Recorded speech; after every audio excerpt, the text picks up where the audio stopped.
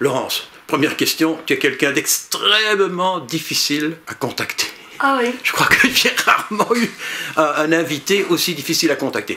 En fait, tu cours dans tous les coins. Mais en fait, je m'en rends pas compte parce que... Mais c'est vrai que je suis pas toujours à Bruxelles parce que je travaille pas mal en... Je regarde plutôt la caméra. Oui, oui, tu regardes la caméra, oui. Je travaille pas mal en France, Pour le moment, ces mois-ci ont été très denses, ce qui explique cela. Oui, mais en plus de ça, tu es auteur, tu es metteur en scène, tu es récitante. Oui, alors, metteur en scène, pas tant que ça, mais disons que je crée des spectacles pour la scène puisque je suis comédienne et poète. Ouais. Et puis surtout, ma matière d'écriture, c'est souvent la parole des gens. Et donc, j'écris beaucoup en habitant dans des lieux qui sont pas Bruxelles. Donc là, par exemple, je viens de passer plusieurs jours à Amiens, où là je vais partir la semaine prochaine à Paris, où je suis en résidence dans un quartier là-bas à Paris sur les traces de Théodore Monod. Et donc mon écriture se nourrit vraiment du quotidien de personnes, de la parole, des gens que je vais rencontrer, liés à une recherche.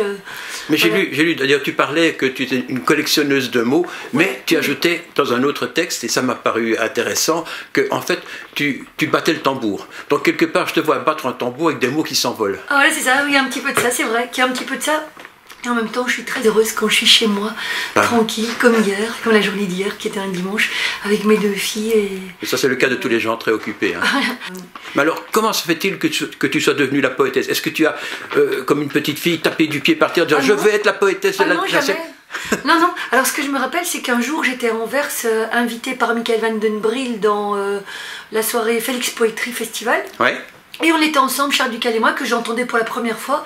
Il lisait un poème magnifique sur l'Alzheimer de son papa, qui m'avait beaucoup touchée. Puis moi, je lisais d'autres poèmes. Et je ne sais pas, il a peut-être dû... Ce soir-là, j'ai senti qu'il y avait quelque chose entre nos deux manières différentes de faire poésie. Quelque chose s'est sans doute passé. Et alors, ils m'ont appelé quelques mois après en me proposant ça. Mais non, je sais pas, je n'ai rien... C'est pas toi qui as exigé. Ah non, parce que je ne pensais jamais que ça pouvait m'arriver, bien sûr. Donc j'ai vu tes vidéos et j'étais très impressionné. Parce que, bon... Tu es une comédienne, bien sûr, mais on voit bien que tu ne fais pas la comédie. Tu interprètes un poème après l'avoir digéré, quelque part. Bon, en tout cas, moi, il me traverse le corps, c'est du rythme, c'est de la... C'est le tambour, hein. C'est de la substance, ouais, c'est le tambour. Voilà. Mais oui, c'est vrai qu'il y a quelque chose du tambour. Alors, avec Charles, on a comme ça un grand plaisir de partager la scène avec nos poésies très... Bon, maintenant, tu es la poétesse nationale. Oh, depuis incontestable. Ça tombe en même temps que Miss Belgique, d'ailleurs, hein, qui est une flamande. Donc, tu as été élue, mais pas de la même façon. Voilà, et avec moins sans doute de visibilité que Miss Belgique. On s'en fout, hein. Non, mais elle a l'air bien sympa, Lenti, je l'ai vu dans le journal ce matin. Alors, on est également super content de te rencontrer parce qu'on a fait, ça tu le sais, toute une série de, j'appellerais ça des capsules avec Charles Ducal sur la poésie néerlandophone et que tu es assez gentille et assez ouverte que pour nous proposer de faire la même chose dans Actu TV pendant les 2 ans qui viennent. Charles Ducal, u bent verkozen en uitgeroepen tot nationale dichter. Hoe voelt deze eretitel aan?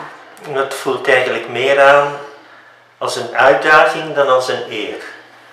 Ik krijg nu van overal gelukwensen en felicitaties, maar ik moet het natuurlijk nog waarmaken. Je suis très heureuse de faire toutes ces capsules et je vous remercie beaucoup pour tout votre intérêt. Ah mais elles vont courir sur YouTube, elles vont être en podcast chez nous, ce qui commence à devenir important, et une promo qui va être faite pas spécialement pour faire la promo de Laurence Viel, mais pour faire la promo de la poésie, bien sûr. Voilà. Hein. La dernière question, en se faisant l'avocat du diable, est-ce que ça intéresse encore des gens, les poèmes? Parce que franchement, tout le monde s'en fout, les bouquins de poésie, ça se vend très très peu. Oui, alors c'est très étonnant, parce que par exemple, on a eu une soirée Charles Ducal Tour le 18 décembre au Théâtre Poème, où il y avait presque personne, au Poème 2.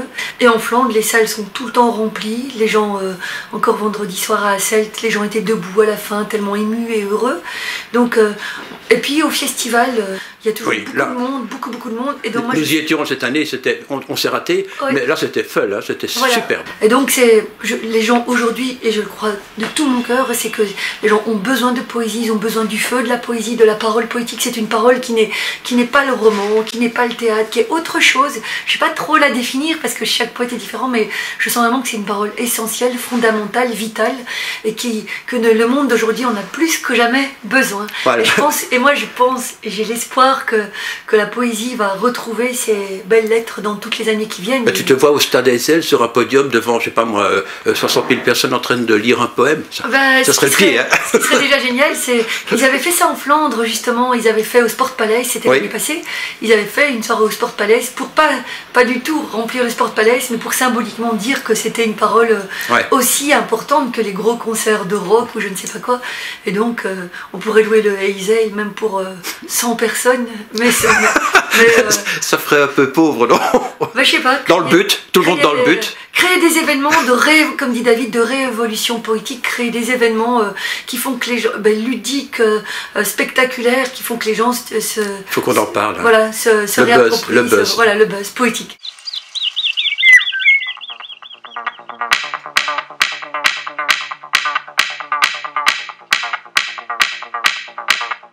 Mille ans de la vie d'un oiseau.